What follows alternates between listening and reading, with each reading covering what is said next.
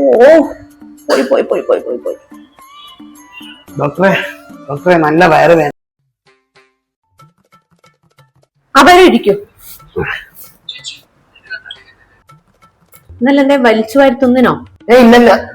ഡോക്ടർമാരോടും വക്കീൽമാരോടും കള്ളം പറയണമെന്ന് അറിയാലോ. ഇന്നലെ എന്താ കഴിച്ചത്? സത്യം പറ. ലൈറ്റ് ആയിട്ടൊരു ഷവർമ്മ. ലൈറ്റ് ആയിട്ടോ? എത്രണ്ണോ? 3 3 എന്റെ നാട്ടിലൊക്കെ അതിന് ചെറുതെന്ന് പറയാ. അത് മാത്രല്ല, ഞാൻ 2 ഷേക്കും കൂടി കുടിക്കുന്നു. ഇമാതിരി ഫുഡൊക്കെ വലിച്ചു വാരി തിന്നാലേ മൊത്തത്തിലങ്ങ് അടിച്ചു പോട്ടോ.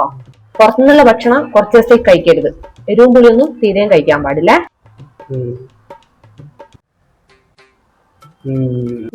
നല്ല കുട്ടി, പറയുന്നൊക്കെ അനുസരിക്കണ്ടോ. നിങ്ങൾക്ക് സംശയം ഉണ്ടോ ചോദിക്കാൻ?